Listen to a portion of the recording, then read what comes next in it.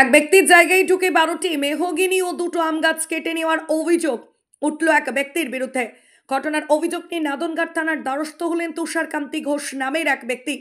জানা গিয়েছে জাহাননগর পঞ্চায়েতের জাহাননগর এলাকায় আজ সকালে তুষারবাবু তার নিজের জায়গা গিয়ে দেখেন কে বা কারা তার জায়গা থেকে গাছগুলি কেটে নিচ্ছে। এরপরেই নাদনঘাট থানার দ্বারস্থ হন। তারপর ঘটনার তদন্তে আসেন নাদনঘাট থানার পুলিশ।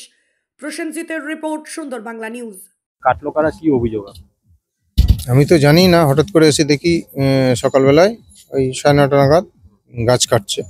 তারপরে প্রথমত জিজ্ঞাসা করার পর কেউ কিছু বলছেই না, কে কাটছে বা কি বিক্রান্ত কিছু কেউ বলছে না। তখন লেবারগুলোকে আবার ধরলাম যে কার গাছ, কি ব্যাপার বলো। লাস্টে ওরা বললো যে তাপস শাহ গাছ কিনেছে, ও হচ্ছে গিয়ে ওদের পাঠিয়েছে, ওরা কাটছে। সেই মতো ওদের জিজ্ঞাসা করা হলো, তাপস শাহ ছিল না, পাশ থেকে দুজন আসলো, বিশ্বজিৎ সরকার আর মুজিবুর রহমান। এরা কারা? এরা পাশের কোথাও বাড়ি এদের।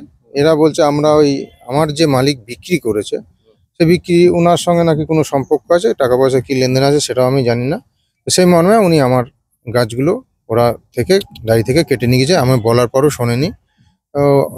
তারপরে জোর বল প্রয়োগ করার চেষ্টা করে এবং হচ্ছে গিয়ে গালিগালাজ দেয়। সেই কারণে আমরা তখন প্রশাসনের দ্বারস্থ হয়ে থানায় যাই, FIR করে আসি। কতগুলো গাছ কেটেছে? গাছ কেটে হচ্ছে 12টা মেহগনি বড় আর 2টো আম, 14টা মোট। এগুলো কত দাম হতে পারে আনুমানিক? তাও 5 লাখ। এই জায়গা কতটা কেনা আছে? আমার কেনা আছে 166 শতক, 5 বিঘা। এই গাছ কাটার উদ্দেশ্য কি? সেটা তো আমি কি করে বলবো এখন, আমি তো বুঝতেই পারছি না, জিজ্ঞাসা করলেও বলছে না।